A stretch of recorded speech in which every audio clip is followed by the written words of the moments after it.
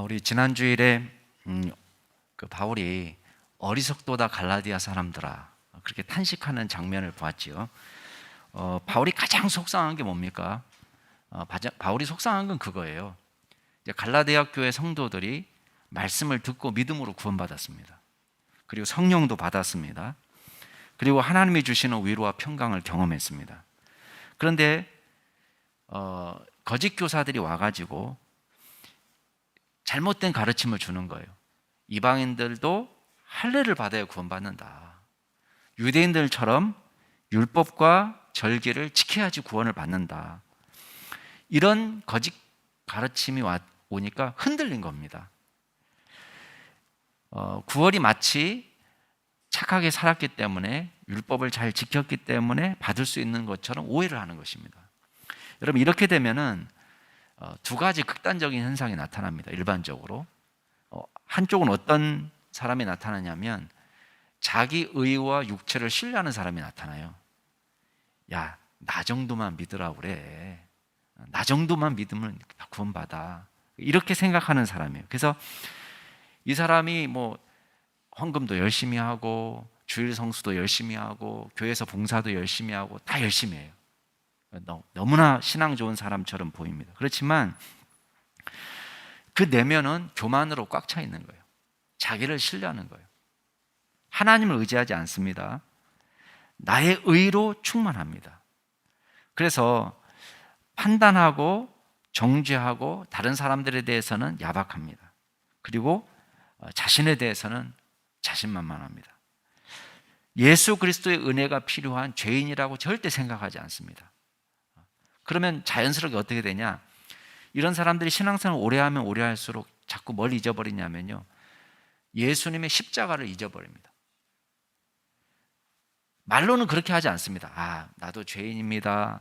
구원받아야 될 죄인입니다. 예수님의 십자가의 은혜로 구원받았습니다. 말로는 이렇게 하는데 뭐만 남냐? 껍데기만 남아요. 말은 그렇게 하지만 매일 생각할 때는 자기의 수고, 헌신, 노력으로 구원받았다고 생각하는 거예요. 또 다른 극단은 뭐냐면 완전히 반대되는 사람. 이 사람은 늘 불안해요. 자기가 구원받았는지 안 받았는지 늘 걱정하고 염려합니다. 믿는 자답게 사는 것 같지만 자기 자신을 보면 연약한 부분이 있거든요. 그러니까 자꾸 넘어지는 모습을 볼 때에 나도 구원받을 수 있을까? 이런 불안한 마음을 갖습니다. 자, 꼭 첫 번째 사람보다 엉망진창으로 살기 때문에 이런 증상이 나타나는 건 아닙니다. 꼭 그런 건 아닙니다. 물론 그런 경우도 있습니다. 그렇지만 이런 사람들은 보통 어떤 사람들이냐면 강박증 있는 사람들, 완벽주의적인 사람들이 보통 이런 오류에 빠집니다. 그래서 나 같은 사람도 구원받을 수 있을까? 자, 여러분 볼 때는 어떻게 보여요? 되게 겸손한 사람처럼 보이죠. 그런데 보세요. 실제로는 그렇지 않습니다. 첫 번째 사람하고 두 번째 사람하고 똑같은 공통점이 있습니다. 그게 뭐냐? 예수 그리스도의 십자가의 은혜로 구원받았다는 것을 믿지 않는 거예요. 첫 번째 사람은 자기의 의를 내세우고 두 번째 사람은 예수님의 십자가가 늘 불안한 거예요. 그 십자가로 내 죄가 온전히 용서받을 수 있다는 게 잘 믿어지지 않습니다. 자, 이 양극단에 있는 두 사람의 공통점은 또 있어요. 구원의 근거를 내 자신 안에서 찾는 거예요. 우리는 우리 안에 구원이 없다는 걸 인정해야 돼요. 예수님의 십자가만이 우리를 구원할 수 있는 능력을 줍니다. 그런데 이 사람은 내 안에서 구원의 근거를 찾는 것입니다. 자, 다시 한번 기억하세요. 예수 그리스도의 십자가 외에 우리의 죄와 저주에서 끊을 수 있는 것은 아무것도 없다는 것입니다. 무슨 수고로 우리가 죄를 이길 수 있는 게 아닙니다. 사망의 저주에서 건질 수 있는 선행이 있습니까? 자, 얼마만큼 착하면 구원받을 수 있습니까? 아무것도 없습니다.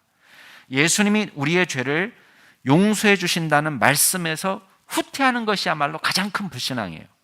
예수님의 십자가를 헛된 것으로 만드는 죄입니다. 그래서 바울이 속상해한 것입니다. 세상이 줄 수 없는 평안을 하나님이 주셨습니다. 불안하고 두려움에 사로잡혀 살아가는 이 사람들에게 예수 그리스도의 십자가로 구원을 선물해 주셨습니다. 여러분, 우리가 이 은혜를 받으면 항상 나 같은 죄인 살리신, 그 은혜 고마워. 이렇게 찬양하면서 살아야 됩니다. 그런데 늘 불안한 거예요. 나 같은 사람도 구원받을 수 있을까? 매일 의심하고 두려워하는 것입니다. 걱정과 염려 속에 사는 것입니다.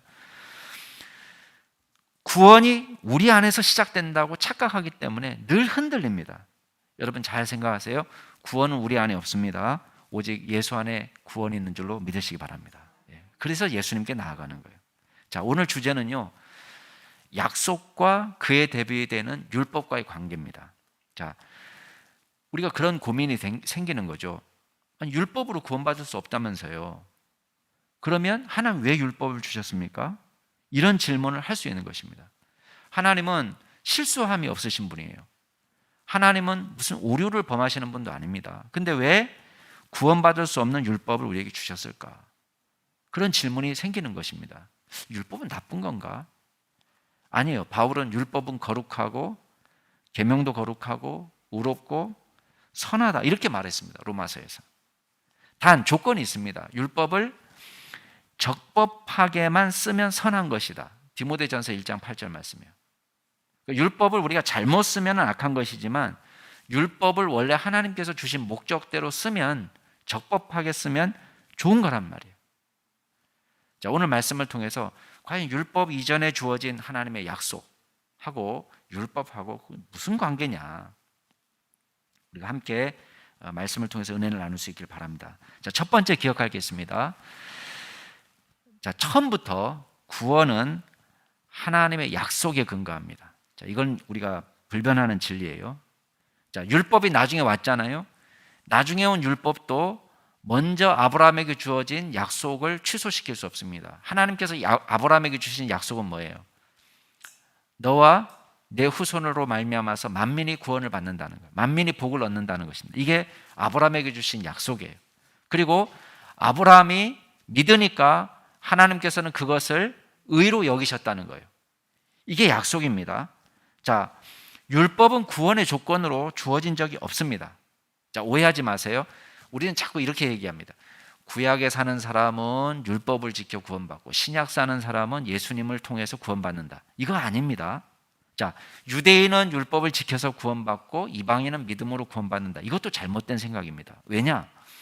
우리 지난주에 봤잖아요. 구약의 대표적인 인물이 누구죠? 유대인의 대표적인 인물이 누구예요? 아브라함이에요. 근데 아브라함도 오직 믿음으로 의롭다함을 받은 거예요.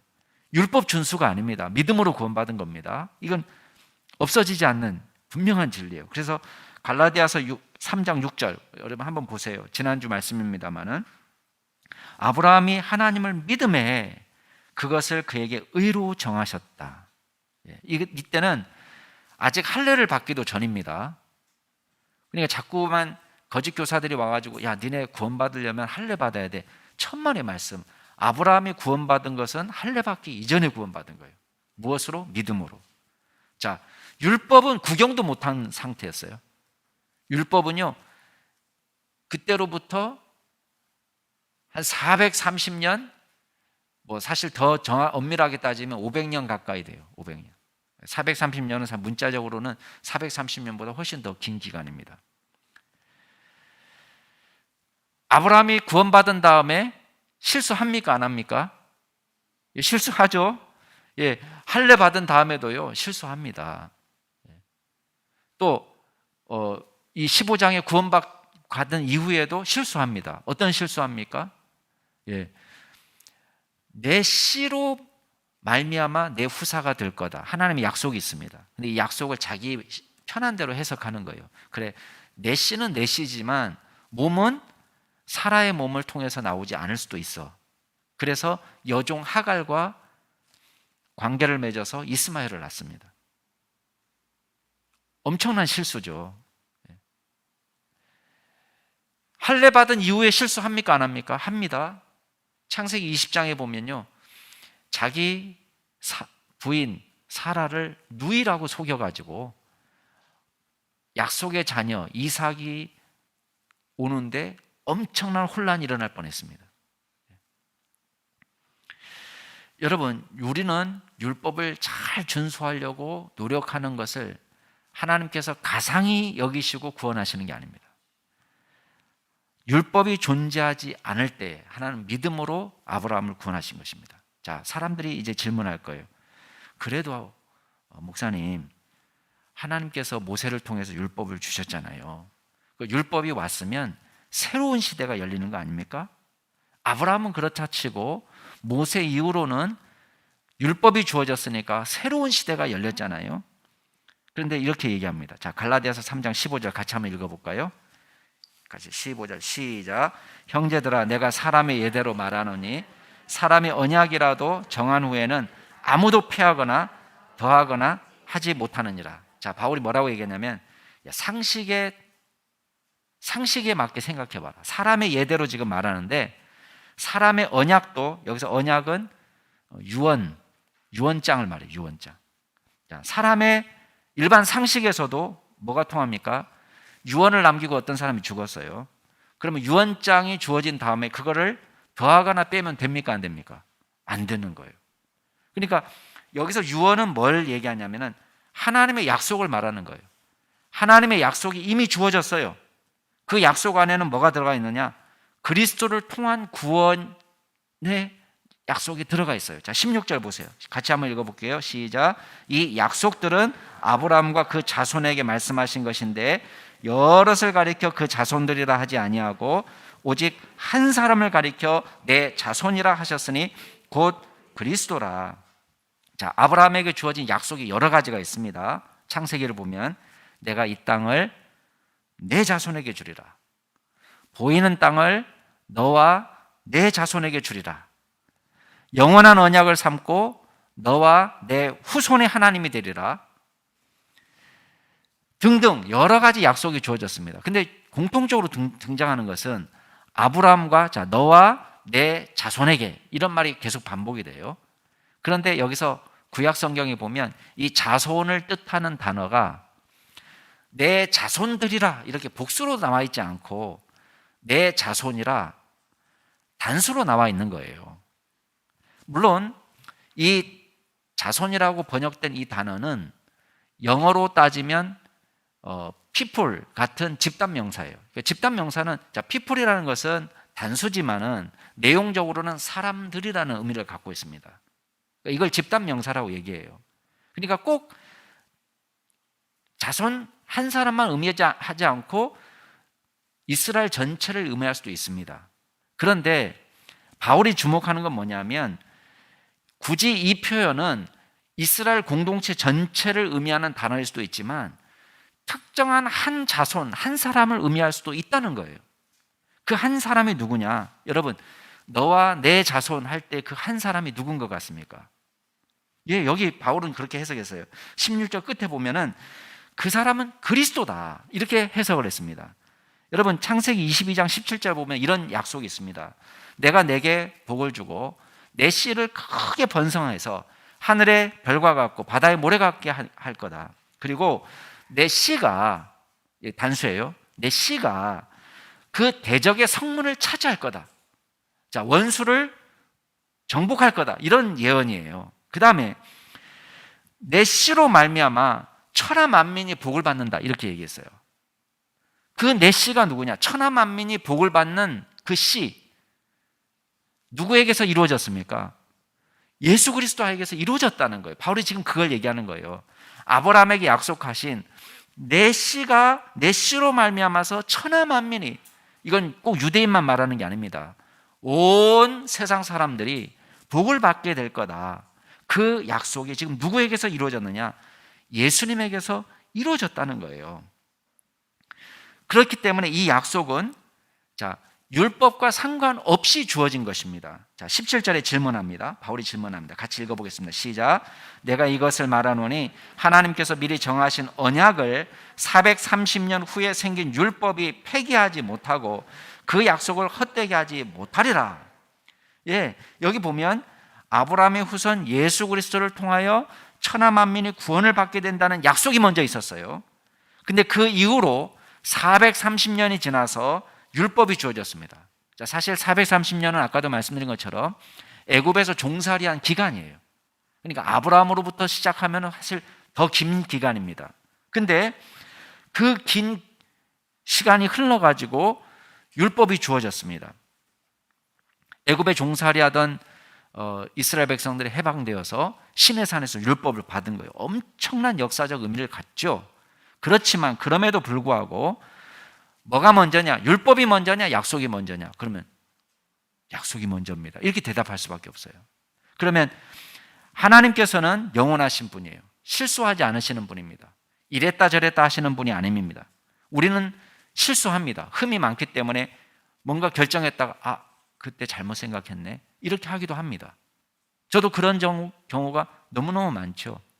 내가 그때 그 집사님이 저한테 질문했는데 내가 잘못 얘기해줬네 그럴 때도 있습니다. 그런데 여러분 보세요. 새로운 사상이 옛 사상을 이기는 게 아니에요. 새로운 것이 늘 옳은 것도 아닙니다. 율법이 왔기 때문에 하나님의 약속과 구원의 의지가 취소되는 것이 아닙니다. 바울이 다시 강조하는 게 그거예요. 구원은 하나님의 약속에 근거한 것이지 율법에 근거한 것이 아니라. 그래서 18절에 뭐라고 말해요? 만일 그 유업이 하나님의 약속이 율법에서 난 것이라면 약속하고는 관계없는 것이다. 그러나 하나님이 약속으로 말미암아 아브라함에게 주셨다. 뭘 주신 거예요? 유업을 주신 거라는 거예요. 유업은 뭐예요? 유산을 말하는 거예요. 문자적으로는 하나님이 주신 유산은 뭐예요? 영적으로 말하면 우리가 받을 영적 구원, 또 하나님의 나라의 온갖 좋은 것들, 결과적으로는 그리스도께서 우리에게 주신 구원을 의미하는 것입니다. 자, 이 구원이 어디에서 비롯된 거냐? 율법에서 비롯됐느냐? 아니다. 하나님께서는 아브라함에게 미리 약속하셔서 약속의 근거에서 구원받는 거다. 여러분 이게 얼마나 감사하고 기쁜 일인지 몰라요. 왜냐하면요, 우리의 구원은 이미 약속되어 있었던 거예요. 하나님의 구원 의지가 있습니다. 우리를 구원하시고야 말겠다.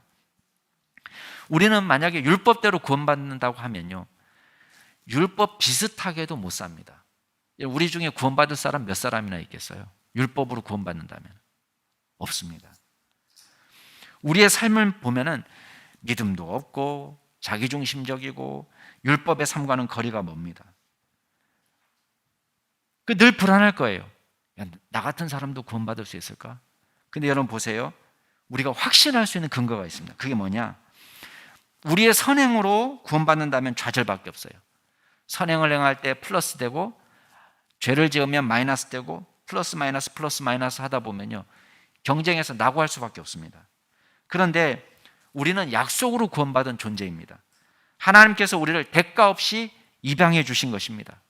여러분 착 보고 얘는 예쁘고 앞으로 크면은 건강하고 아프지도 않을 것 같고 얘는 효도만 할 것 같고 절대 말썽 피우지 않고, 그것 때문에 우리를 입양한 게 아닙니다.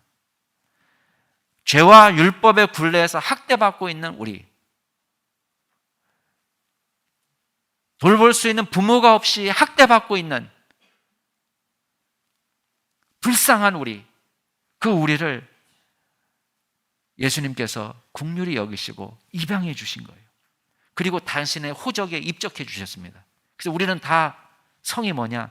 하나님 하시예요. 다 하시. 다. 이 은혜를 우리가 누린 것입니다. 여러분 잘못하면 너 호적에서 파버린다? 그게 아니에요. 약속으로 우리를 하나님의 호적에 입적시켜 주시고 우리를 당신의 자녀로 삼아 주신 거예요. 그리고 가르치는 거예요. 자, 두 번째. 그러면 하나님 율법을 주신 목적이 뭘까요? 율법 지켜서 구원받는 거 아니라면서요. 근데 왜 율법을 주셨어요? 이렇게 설명합니다. 자, 19절 같이 한번 읽어보겠습니다. 19절 시작. 그런즉 율법이 무엇이냐? 범법함으로 더하여진 것이라 천사들을 통하여 한 중보자의 손으로 베푸신 것인데 약속하신 자손이 오시기까지 있을 것이라. 자, 범법하기 때문에 범법함으로 더하여진 것이라 이렇게 설명합니다.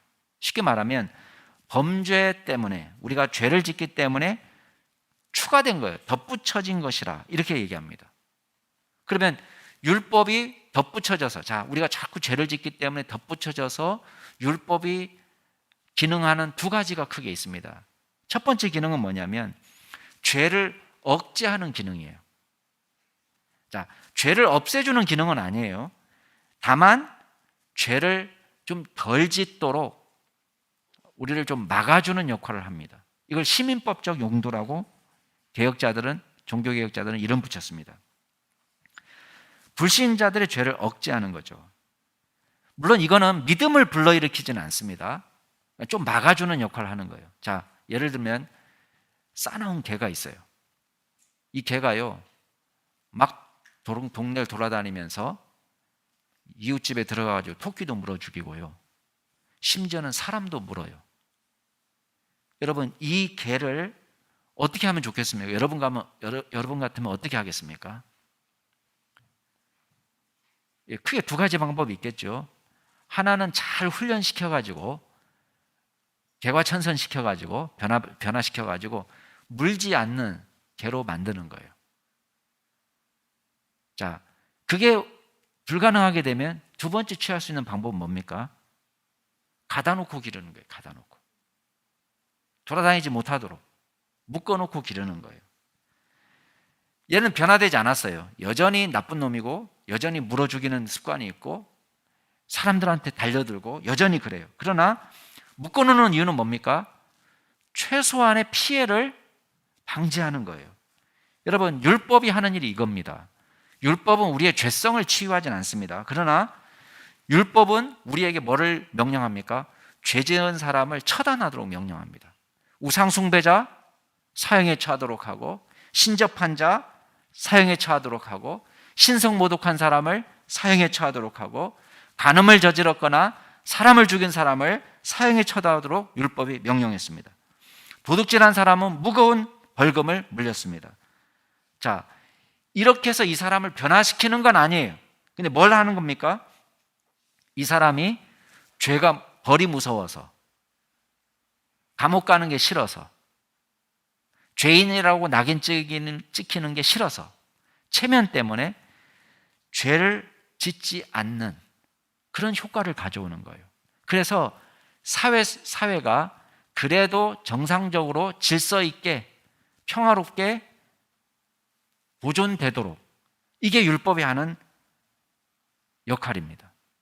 여러분, 강간범을 변화시켜서 이 사람을 새 사람이 되게 해서 구원받게는 못해요. 근데 율법이 할 수 있는 건 뭐냐면, 이 강간범 때문에 피해를 입어서 눈물 흘리고 평생 고통을 당해야 되는 여성을 보호해주는 역할을 하는 것입니다.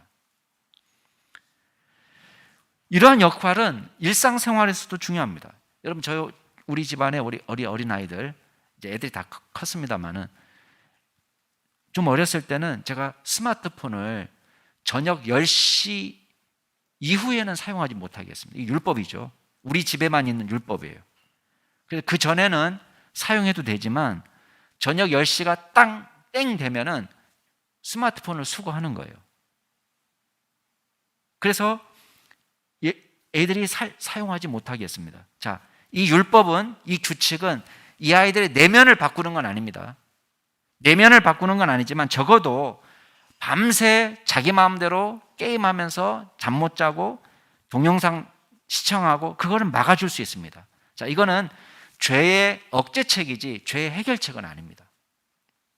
자, 두 번째 율법이 하는 기능이 있습니다. 그건 뭐냐면 죄를 깨닫게 하는 기능이 있어요. 이걸 신학적인 용도라고 불렀습니다. 바울은 이 갈라디아서 요 구절만 보면요, 너무 설명이 짧기 때문에 우리가 모르지만 로마서에 가면은 이 구절에 대해서 더 자세한 설명을 해줬습니다. 로마서 3장 20절에 보면 이렇게 말합니다. 율법의 행위로 그의 앞에 의롭다 하심을 얻을 육체가 없나니. 자, 율법을 하나님 주시면서도요, 이 율법을 잘 지켜서 하나님 앞에 의롭게 되는 육체는 사람은 없다라는 걸 하나님 아셨습니다. 그러나 율법을 주신 목적을 이렇게 얘기합니다. 율법으로는 죄를 깨달은다. 죄를 깨닫게 하는 거예요. 여러분, 죄를 깨달아야지 그 다음에 뭐가 나타납니까? 회개가 나타납니다. 죄를 깨닫지 못하면 회개도 없습니다. 로마서 4장 15절에 보면은 율법은 진노를 이룬다. 왜? 율법이 있으니까요, 벌이 있는 거예요. 하나님의 진노를 이루는데, 왜? 율법이 없었으면은 범법도 없다는 거예요. 자, 법이 없으면 죄가 없다는 뜻은 아닙니다. 옛날 법이 없어도요, 죄는 다 있었어요. 보세요. 가인이 아벨을 때려 죽인 건 죄입니다. 아직 율법은 없어요. 율법이 오기 전이지만 가인은 아벨을 죽였어요. 노아 시대 때 율법이 없었습니다. 그러나 하나님께서 온 세상을 물로 심판하실 만큼 죄가 관영했습니다. 율법이 없던 시대에도요, 야곱은 아버지와 형님을 속여가지고 축복을 가로칩니다. 로마서 5장 13절에 보면 죄가 율법이 있기 전에도 세상에 있었지만, 자, 율법이 없었을 때는 죄를 죄로 여기지 않았다는 거예요. 근데 율법이 오니까 그 다음 어떻게 돼요?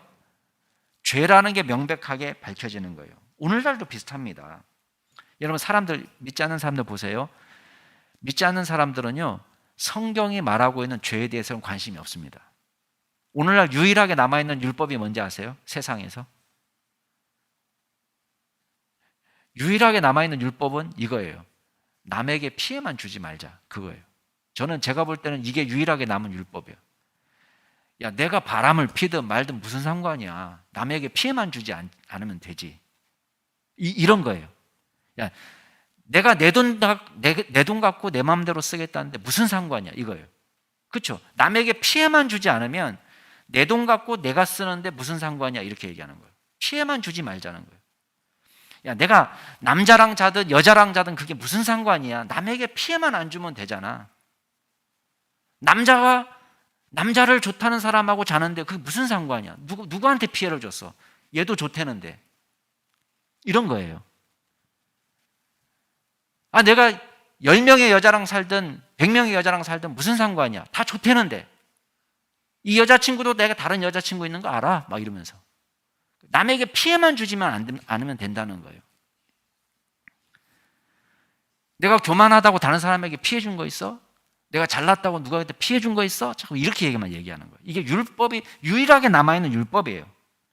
근데요, 성경을 탁 갖다 대면 달라집니다. 율법이 오면 율법은 죄를 규정합니다. 무엇이 죄인지를 명백하게 가르쳐 줍니다. 율법 앞에 서야만이 이 사람이 얼마나 큰 죄인지를 깨달았습니다. 그때 비로소 하나님의 은혜를 구하게 되는 것입니다. 여러분, 병식이라는 게 있습니다. 사람 이름 병식이가 아니라요. 병식은 뭐냐면 내가 병들었다는 것을 깨닫는 거, 그게 병식이에요. 아, 내 뭐 무슨 병이 있나 봐. 병식이 있어야 그 다음에 뭐가 오죠? 병원에 갑니다. 근데 병식이 없으면 어떻게 되죠? 의원이 필요 없는 거예요. 의사가 필요 없는 것입니다. 마찬가지입니다. 여러분, 자기가 잘났다는 사람은 예수 믿지 않습니다. 예수님의 십자가를 붙잡지 않습니다. 이러한 두 가지 율법의 기능이 필요한 것입니다. 자, 죄를 억제하고, 아직 변화되지 않았어요, 둘 다. 그러나 죄를 막아주는 역할을 하고, 두 번째는 죄를 깨닫게 하는 역할을 하는 것입니다. 자, 그러면 이 율법이 영원토록 유효하냐? 아닙니다. 율법의 기능은 영원한 것이 아닙니다. 언제까지냐? 자, 3장 19절 다시 한번 보세요. 거기 보면 약속하신 그 자손이 오시기까지 있을 것이라고 했습니다. 이 약속하신 그 자손은 누굴까요? 예수님. 예수 그리스도께서 우리의 주인이 되시면 그때부터는 죄를 억제하는 이 율법이 필요가 없어져요. 왜? 예수님이 우리 주인이 되시잖아요. 그러면요, 이 사람은요, 율법을 능가하는, 율법보다도 더 수준 높은 삶을 사는 거예요. 옛날에는 야, 10시 넘었으니까 스마트폰 갖고 와. 자기 철없을 때는 이렇게 했어요. 이게 율법이었어요. 어느 시간 이후 되니까요, 제가 그냥 스마트폰을 줬어요. 10시 넘어도 안 뺏었습니다. 얘가 철이 드니까 큰애가 저한테 뭐라고 얘기하는지 아세요? 아빠, 난 우리 애한테 스마트폰 절대 안 줄 거야, 이러는 거예요. 가급적이 늦게 주겠다는 거예요. 어렸을 때. 야, 너는 게임 했잖아. 내가 살아보니까, 걔도 살아보니까, 20대 초반인데, 살아보니까 안 좋은 것 같아. 이제는 제가 수고하지 않아요. 왜 그렇죠? 이게 영원토록 그런 게 아니에요. 율법의 기준을 능가하는 삶을 스스로 살게 되는 것입니다. 거짓 교사들은 갈라디아 교회 성도들에게 찾아와 가지고 율법이 얼마나 위대한지를 주목하게 만들었습니다. 거기에 성도들이 미혹된 것입니다. 바울이 답답한 게 바로 그겁니다. 여러분, 율법보다 위대한 약속을 통해서 우리는 거듭난 사람들이에요. 그런데 약속보다도 열등한 율법에 미혹을 받은 것입니다. 그래서 바울이 너무 답답해서 지금 이렇게 얘기하는 거예요. 약속하고 율법은 어떤 관계냐? 자, 정리해서 제가 설명해 볼게요. 첫 번째는 율법은 범법 때문에 추가로 주어진 거예요. 약속 이후에 추가로 주어진 거예요. 그러니까 선후를 따지면 뭐가 먼저냐? 당연히 약속이 먼저입니다. 두 번째, 율법은 유효기간이 있어요. 언제까지? 그리스도를 만날 때까지. 그리스도께서 오시기까지. 세 번째, 율법은요, 백성들에게 오기까지 여러 단계를 거쳐서 왔습니다. 19절에 보면 천사를 통해서 한 중보자의 손으로 베푸신 것이다 그랬습니다. 자, 구약에 명확하게 나와 있지 않지만 유대인들은 시내산에서 모세가 율법을 받을 때 중간에 천사가 관여했다라고 믿었습니다. 이게 신약 성경에도 그대로 반영이 됩니다. 그 다음에 천사의 손을 거쳐서, 자, 하나님께서 직접 이스라엘 백성들에게 주려고 하니까요, 출애굽기 19장에 보면 너무 무섭다고 이스라엘 백성들이 직접 주지 못하게 합니다. 당신이 가서 받아갖고 오라고 그럽니다. 그래서 모세가 시내산에 올라갔는데 천사의 손을 통해서 모세에게 준 그 율법을 다시 한 다리 건너서 이스라엘 백성들에게 전달이 됐어요. 약속은 어떻게 주어졌습니까? 하나님께서 아브라함에게 직접 주신 거예요. 뭐가 더 우월합니까? 약속이 더 우월하다는 거예요. 그렇기 때문에 네 번째, 율법하고 약속은 서로 모순적인 관계가 아니에요. 상호 대립적인 관계가 아니라 상호 협력 관계에 있습니다. 기능은 다릅니다. 기능이 다르다고 대립적인 관계에 있는 건 아닙니다. 자, 저를 보세요. 자, 눈하고 귀하고 기능이 다릅니다. 얘가 보지 못한다고 넌 귀는 쓸데없다 이렇게 말하면요, 귀가 너무 섭섭한 거예요. 기능이 다른 거지 서로 대립되는 건 아닙니다. 상호 협력 관계예요. 마찬가지예요. 21절에 보세요. 21절 같이 한번 읽어보겠습니다. 시작. 그러면 율법이 하나님의 약속들과 반대되는 것이냐? 결코 그럴 수 없느니라. 만일 능히 살게 하는 율법을 주셨더라면 의가 반드시 율법으로 말미암았으리라. 율법은 능히 살게 하는 기능으로 주신 게 아니에요. 그러면 의가 율법을 통해서 왔겠죠? 바울이 말하는 것은 율법하고 약속들하고 서로 반대되는 것이 아니다. 율법의 목적과 약속의 목적이 다르다는 것입니다. 아브라함의 시작은 믿음으로 구원받는 거예요.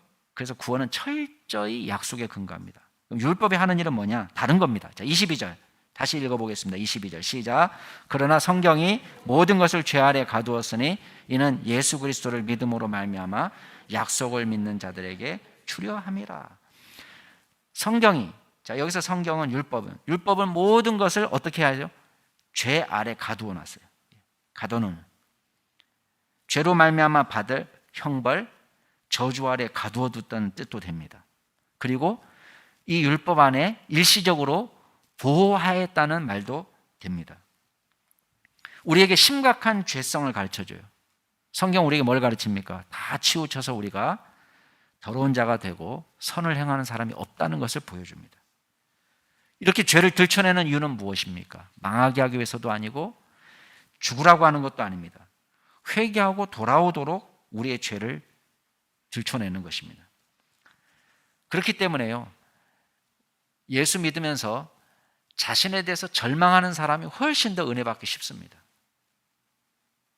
교만하고 뻣뻣한 사람은요, 은혜 받기가 너무 어려워요. 내가 죄인이라는 것부터 깨닫게 해줘야 되는데요, 이것도 참 성령의 역사가 아니고선 너무 힘듭니다. 죄인이라고 생각하는 사람이 그래도 하나님 나라에 가까워요. 적어도 회개하라는 외침에 반응할 수 있기 때문에 그렇습니다. 예수님의 사역을 통해서 돌아온 사람들은요, 바리새인과 서기관들이 아니었습니다. 오히려 죄인과 세리들이에요. 바리새인과 서기관들은 매일 성경 읽고 매일 기도하고 금식하고 구제하던 사람들입니다. 그런데 왜 예수님의 부르심에 응답하지 못할까요? 스스로 의롭다고 생각하는 거예요. 하나님 필요 없어요. 내 힘으로 구원받을 수 있다고 생각합니다. 반면에 세리와 죄인들은 예수님의 부름에 응답합니다. 적어도 자신이 얼마나 죄인인지를 깨달았기 때문이에요. 물론 세리와 죄인들이 여전히 죄악 가운데 살아가면서 안 돌아온 사람들도 많았을 거예요. 그런 사람들은 죄를 지으면서도 죄인인 줄 몰라요. 가장 잘못된 예가 뭔지 아세요? 회개할 의향이 전혀 없는 사람에게 하나님의 은혜를 선포하는 거예요. 하나님은 여러분을 사랑하십니다. 근데 이 사람은요, 관심이 없는 거예요. 자기가 죄인인 것도 몰라요.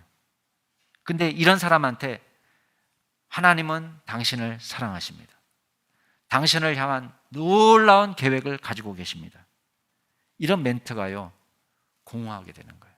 이 사람한테는. 의미 없어요. 예수님은 이걸 뭐라고 얘기하죠? 거룩한 것을 개에게 주는 거. 돼지에게 진주를 주는 거. 그러면 돼지는 어떻게 해요? 진주를 주면은 감사합니다. 감사합니다. 이렇게 하면서 이게 두꺼운 목에다가 진주 목걸이 차고 다닐까요? 아니에요. 밟아버리고 물어 뜯고 찢고 그리고 화딱지 나서 이딴 거를 먹는 거라고 주냐 그러면서 진주를 던져준 사람을 공격한다는 거예요. 팔려든다는 거예요. 율법이 하는 역할은요, 우리를 가둬놓고 믿음의 때까지 갇혀 지내게 하는 거예요. 그래서 23절에 보면 뭐라고 되어 있냐면, 믿음이 오기 전에 우리는 율법 아래 매인바 되고 계시될 믿음의 때까지 갇혀 있었다. 갇혀 있었다. 율법에 대한 복종은 있지만 자유로운 상태가 아니에요. 노예의 신분으로 지금 복종하고 있는 거예요. 근데요, 영적인 면에서 이게 어느 정도 필요합니다.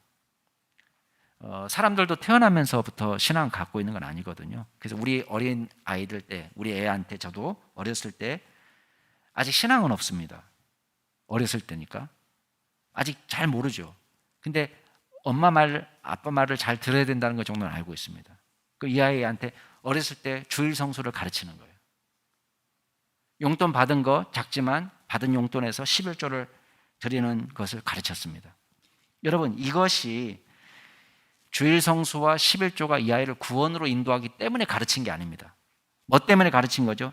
아직 믿음이 오기 전이에요. 이 아이는 예수 그리스도를 만나기 전이에요. 아직 그걸로 구원받을 수는 없습니다. 그러나 이 믿음이 없는 동안에 부자유한 제약이 있지만 이걸 통해서 뭘 의미하는 거예요?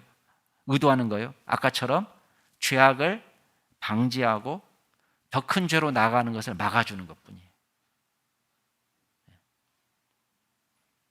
의도적으로 더 세게 율법적으로 가르치는 거예요. 주일날 태권도 심사가 겹쳤어요. 여러분, 하루 빠지고 갔다 와도 무슨 이 아이의 구원에 큰 문제가 생기는 게 아닙니다. 근데 부모가 결단해 주는 거죠. 18만 원 돈 내놓고는 안 보내는 거예요. 야, 주일날은 예배하는 게 우선이다. 다른 사람이 볼 때는 목사님 뭐 이렇게 율법적입니까? 애한테 그렇게 뭐 율법적이 그렇게 강요합니까? 우리 아이한테 저는 그걸 보여주고 싶었던 거예요. 돈 18만 원보다도 하나님을 경유하는 것이 가장 귀한 거다. 이걸 가르쳐 주는 거예요. 아직 이 아이는 믿음이 오기 전이에요. 고민이 되는 거예요. 아빠가 왜 이러지? 이러는 거예요. 아빠가 왜 이러시나? 이것이 어디로 인도하는 거냐? 결국은요, 이 아이를 그리스도께로 인도하는 역할을 하는 거예요.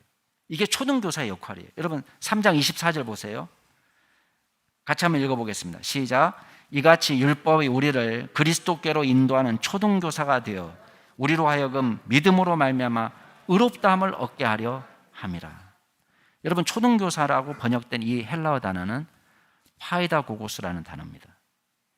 이 파이다고고스는 전문 선생님은 아닙니다. 사실은 나이든 노예입니다.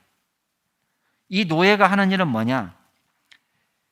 초보적 수준의 예절 교육을 가르쳐 주는 거예요. 옷을 어떻게 입고, 또 어떻게 밥 먹을 때는 어떻게 식사 예절을 지키고, 또 일상에서 어떻게 인사하고, 이런 걸 가르치는 거예요. 그리고 학령기가 되면 이 아이를 데리고 학교로 갑니다. 진짜 선생님에게 데려다 줍니다. 그때에 보호해서 수행하는 역할을 합니다. 때로는 이 아이가 버릇없이 굴면요, 이 나이 많은 노예가요, 이 아이를 엄히 훈육할 수 있도록 권한을 줬습니다. 언제까지냐? 이 아이가 제대로 자랄 때까지. 영원토록 붙어있는 게 아니에요. 제대로 자랄 때까지. 그때까지 이 율법은 우리를 감시하고 통제하는 거예요. 아직 예수님을 만나지 못했지만 적어도 아무렇게나 살지는 못하게 만드는 거예요. 죄를 억제합니다. 그리고 율법을 어겼을 때는 자신의 죄를 심히 깨닫게 만듭니다. 야, 나는 멀었다. 내가 어떻게 해야 되냐? 그럴 때에 예수 그리스도께로 인도해 주는 거예요. 이 사람 안에 그리스도를 갈망하도록, 그리스도의 구원을 간절히 구하도록. 그게 율법의 역할인 거예요. 자, 마지막으로 우리가 기억할 게 있습니다. 율법이 줄 수 없는 놀라운 변화가 시작되는 거예요. 무엇을 통해서? 약속을 통해서. 이게 놀라운 변화입니다. 자, 25절 말씀 같이 한번 읽어보겠습니다. 시작. 믿음이 온 후로는 우리가 초등교사 아래에 있지 아니하도다. 너희가 다 믿음으로 말미암아 그리스도 예수 안에서 하나님의 아들이 되었으니. 여러분, 예수를 믿게 되면요, 더 이상 초등교사, 파이다고고스 밑에서 율법의 지배 아래 있지 않게 됩니다. 더 이상 율법의 노예가 아니라 우리 신분이 바뀌어요. 뭘로 바뀌어요? 하나님의 아들로 바뀌는 거예요. 여러분, 여기서 아들이라는 용어를 우리가 주목해야 됩니다. 왜 아들이라고 했냐? 딸이라고 안 하고. 이거 너무 심하다. 여러분, 섭섭해하지 마세요. 여기서 아들이라고 강조한 이유는 상속자, 유산을 상속받을 대상이 됐다는 것을 뜻하는 단어예요. 그러니까 여성분들도 다 유산을 상속받을 수 있는 자격을 얻은 거예요. 하나님의 자녀가 되었습니다. 예수님의 의를 소유한 백성이 되었습니다. 여러분, 과거 율법 구약에는 이 아들이라는 단어를 누구에게만 붙였느냐? 이스라엘에게만 붙였어요. 근데 지금은 믿음이 오고 난 다음에 이 용어를 누구에게도 붙일 수 있느냐? 우리가 다, 너희가 다. 너희는 갈라디아 성도들을 말하는데 모두, 유대인뿐만 아니라 이방인까지 모두 하나님의 아들이 됐다는 거예요. 노예가 아니라. 그리고 우리가 예수의 의를 소유한 백성이 됐습니다. 자, 27절 말씀 한번 읽어보세요. 27절 시작. 누구든지 그리스도와 합하기 위하여 세례를 받은 자는 그리스도로 옷 입었느니라. 복음의 보편성은 뭐예요? 누구든지 주님 앞에 나올 수 있어요. 이게 복음의 보편성이에요. 그러나 아무나 구원받는 건 아니에요. 누구든지 주님 앞에 나오기만 하면, 자, 그리스도와 합하기만 하면 구원의 특수성이에요. 뭐예요? 예수 그리스도로 말미암아서. 이게 복음입니다. 그래서 그리스도를 믿은 이후의 성도는 그리스도로 옷을 입었다라고 말합니다. 여러분, 그리스도로 옷 입은 건 뭘 말하는 거예요? 그리스도가 소유하신 생명이 나의 것이 되고, 그리스도의 거룩함이 나의 것이 되고, 그리스도의 의로움이 나의 것이 되고, 그리스도의 능력이 우리의 것이 되는 것입니다. 이것이 그리스도로 옷 입는 거예요. 그리고 우리 안에 그리스도로 옷 입은 다음에 나타나는 현상은 뭐예요? 정욕을 버리고 육신의 일을 도모하지 않고 거룩한 삶을 살아가도록 빚어주시는 거예요. 변화시켜 주셨어요. 과거 믿음 없이 죄악 가운데서 정욕대로 살던 옛사람을 벗어버리고 의와 진리로 거룩함을 입은 새 사람을 입었습니다. 그리고 전혀 과거와는 비교할 수 없는 놀라운 수준의 믿음의 삶을 살아가는 것입니다. 여러분, 율법 정도가 아니에요, 여러분. 변화받으니까 삭개오가 어떻게 말합니까? 선생님, 내 재산의 절반을 가난한 사람을 위해서 내어놓겠습니다. 이렇게 말해요. 구약의 율법은 뭘 얘기해요? 구제를 위해서 10분의 1을 떼어놓으라고 얘기해요. 그 구약의 율법이에요. 근데 삭개오는요, 율법을 초월하는 삶을 사는 거예요. 제가 재산 절반을 떼어놓겠습니다. 그리고 누구의 것을 훔친 거나 토색한 것이 있으면 제가 4배를 갚겠습니다. 깜짝 놀랄 일이죠. 왜? 율법은 뭘 얘기해요? 율법은요, 기본적으로 도둑질에 대해서는 변상할 때 2배로 변상하면 돼요. 4배, 5배 변상하는 얘기가 나오는데 그때는 언제냐면 누군가를 훔쳐가지고, 자, 양을 훔쳐가지고 소를 훔쳐가지고 팔아먹었어요. 그때는요 똑같은 양이 아니잖아요. 그리고 팔아넘겼기 때문에 이 사람의 정신적인 피해까지 입은 거예요. 그럴 경우에는 양의 경우는 4배, 소의 경우는 5배 갚으라 이렇게 되어 있습니다. 그러나 나머지 실물, 물건을 훔친 거에 대해서는 갑절만 배상하면 돼요. 근데 이 삭개오는 뭐라고 얘기합니까? 야, 그냥 갑절만 하면 되는데, 아닙니다. 저는 4배를 갚겠습니다. 이렇게 얘기하는 거예요. 뭐예요? 그때 율법보다 약합니까? 아니에요. 율법보다 더 거룩해요. 율법을 능가해버려요. 초율법적, 반율법적인 것이 아니라 율법을 능가하는 초율법적인 믿음의 삶을 사는 것입니다. 더욱이 복음은 사람을 가리지 않습니다. 여러분 28절에 보면 유대인, 헬라인, 종, 자유인, 남자나 여자나 다 그리스도 예수 안에서 하나다. 여러분 할례를 강조하면 누가 소외돼요? 이방인이 소외가 돼요. 너 할례를 받아야지 구원받는다 그러면요 이방인들은 소외가 되는 거예요. 더 큰 소외는 누구예요? 할례는 남자만 받는 거예요. 여자들은 구원에서 소외가 되는 거예요. 근데 여러분 보세요. 할례도 아니고 유대인의 절기도 아니고, 여러분 6월절은 뭐예요? 6월절은 출애굽한 은혜를 기억하는 거예요. 이방인들이 6월절을 왜 지킵니까? 이방인들에게는 6월절이 의미가 없어요. 우리에게 의미가 있는 건 뭐죠? 예수 그리스도의 십자가와 부활이 의미가 있는 거예요. 근데 예수님의 십자가와 부활은 생각하지 않고 옛날 6월절을 지켜야 된다고 얘기하면 아직까지도요 구약에서 사는 사람인 거예요.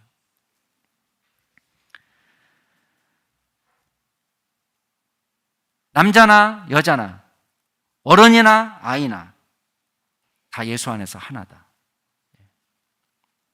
29절 같이 한번 읽어보겠습니다. 시작. 너희가 그리스도의 것이면 곧 아브라함의 자손이요 약속대로 유업을 이룰 자니라. 예, 가장 중요한 것은요 우리가 누구의 소유가 됐느냐, 그게 중요합니다. 여기 보면 너희가 그리스도의 소유면, 그리스도의 것이 되었으면, 그리스도께 속한 사람이면 그거 하나면 됐어요. 그러면 아브라함의 자손이고 약속대로 유산을 상속받을 거다. 걱정하지 마라. 누가 와서 뭐 할례를 받아야 된다, 누가 와서 이런 율법을 지켜야 된다, 이렇게 해야 된다, 뭘 지켜야 된다, 뭘 지켜야 된다, 다요 공통점이 있어요. 그거 뭔지 아세요? 구원의 근거를 자기 안에서 찾으려는 거예요. 사랑하는 우리 남양주 중심교회 성도 여러분, 아직도 내가 구원을 받은 사람인지 아닌지 의심스럽습니까?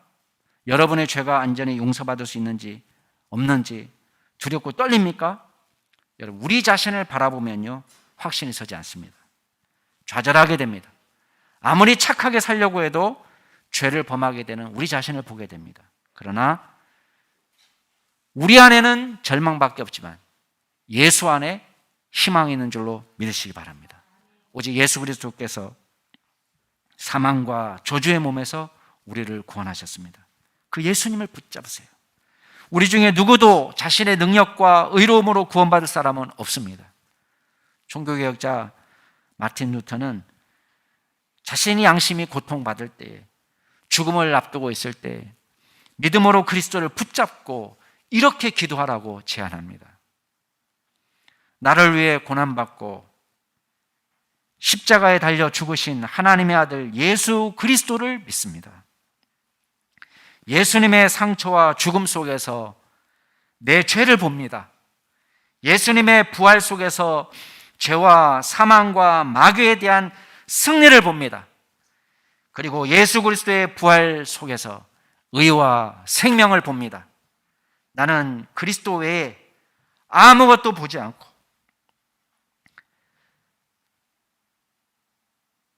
나는 그리스도 외에 아무것도 보지 않고 아무것도 듣지 않겠습니다. 이 기도가 저와 여러분의 기도가 되기를 주의 이름으로 축원합니다. 기도하시겠습니다. 존귀하신 하나님 아버지, 주님께서 만세전부터 저희들을 선택하여 주시고 우리 안에 구원받을 만한 자격과 공로가 전혀 없지만 주님의 자녀로, 아들로, 딸로 불러주신 은혜 감사를 드립니다. 그 크신 은혜를 기억하며 믿음으로 살게 하여 주시고 우리 안에 절망밖에 없지만 예수 안에 있는 소망 붙잡고 살아갈 수 있도록 도와주시옵소서. 악한 사단이 우리를 미혹하지 못하도록 주께서 막아주시고 어떤 이단 사설에도 우리가 흔들리지 않도록 굳건한 믿음을 허락하여 주시옵소서. 감사드리며 예수 그리스도의 이름으로 기도드리옵나이다. 아멘.